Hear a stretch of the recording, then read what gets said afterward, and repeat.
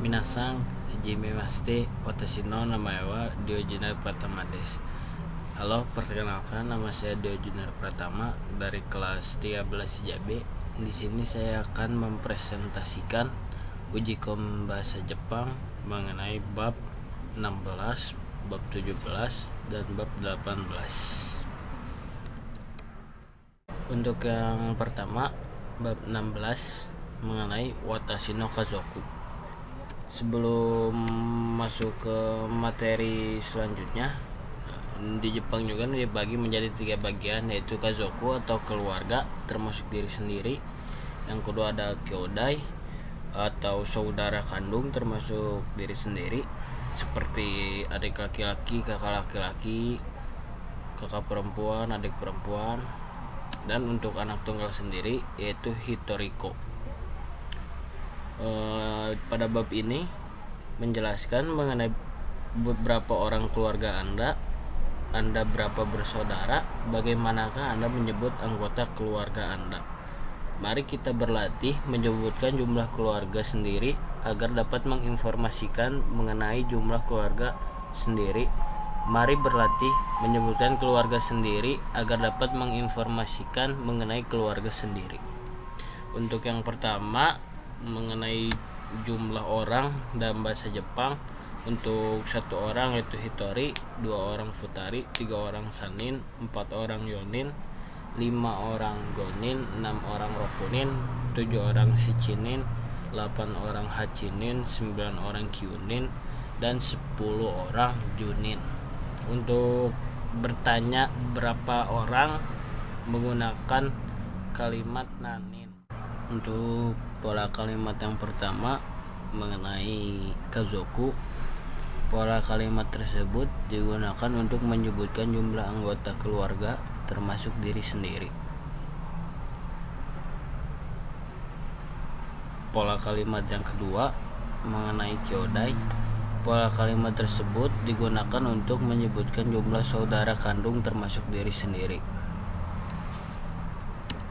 Berikut merupakan contoh kalimat dari berapa banyak keluarga termasuk diri sendiri, berapa banyak jumlah saudara kandung termasuk diri sendiri.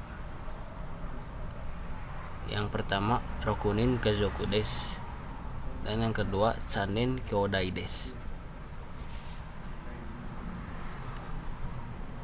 Pola kalimat yang ketiga yaitu untuk menanyakan berapa banyak jumlah anggota keluarga termasuk diri sendiri. Menanyakan dengan kalimat nanin kazoku desu ka, dan dijawab shichinin kazoku desu. Pola kalimat yang keempat untuk menanyakan jumlah saudara kandung termasuk diri sendiri, menggunakan kalimat nanin kyodai desu ka, dan dijawab futari kyodai desu.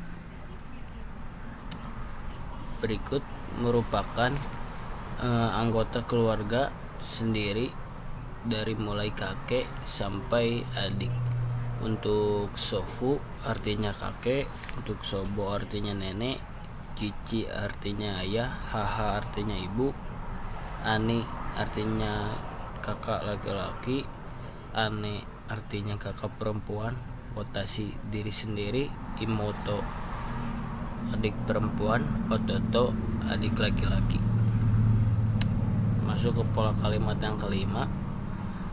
Pola kalimat tersebut digunakan untuk menyebutkan jumlah saudara kandung yang dimiliki.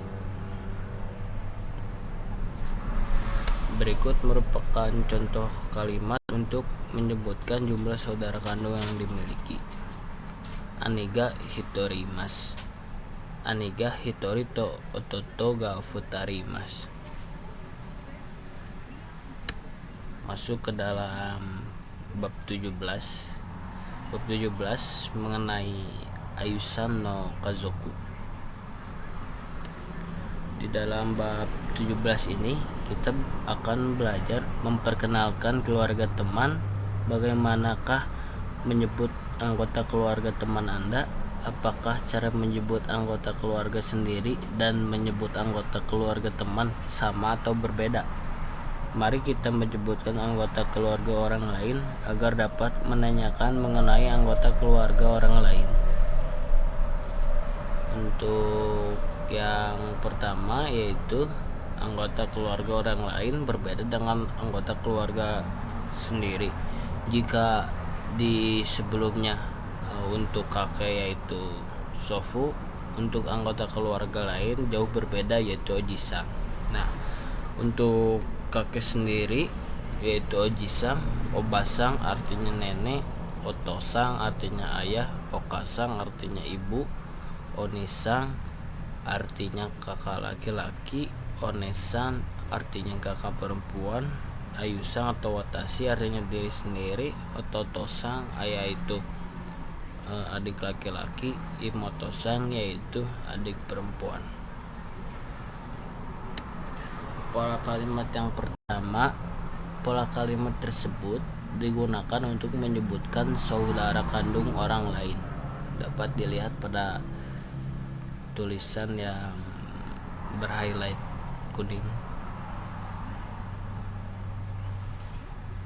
Nah, berikut merupakan contohnya untuk menyebutkan jumlah saudara kandung orang lain. Ayusan wa onesan ga futarimasu. Yang kedua, ryosan wa onisan ga hitori to imoto-san ga futarimasu.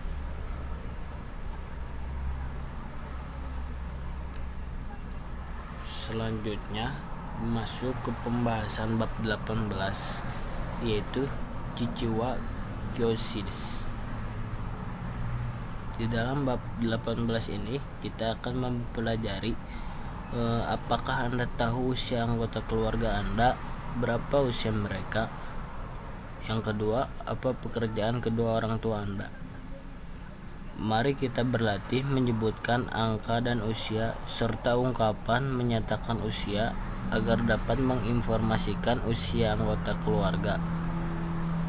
Mari kita berlatih menyebutkan pekerjaan atau profesi serta ungkapan menyatakan pekerjaan atau profesi agar dapat menanyakan dan menginformasikan mengenai pekerjaan atau profesi. Untuk yang pertama mengenai angka ini berhubungan dengan usia. Jika angka biasa misalnya 10, 20 itu menggunakan bahasa Jepang yang umum yaitu ju, niju, sanju, yonju. Nah, untuk usia sendiri agak sedikit berbeda. Ini merupakan untuk usia menggunakan kalimat belakang sai. Untuk 1 isai, untuk umur 2 nisai, untuk 3 sansai, untuk 4 yonsai, untuk 5 gosai, untuk 6 rokusai, untuk 7 nanasai, untuk 8 hasai, untuk 9 kyusai, untuk 10 jusai, untuk 11 juisai, dan untuk 20 hatachi, dan seterusnya. Untuk menanyakan usia menggunakan kata nansai. Masuk ke dalam pola kalimat yang pertama. Pola kalimat tersebut digunakan untuk menyatakan usia.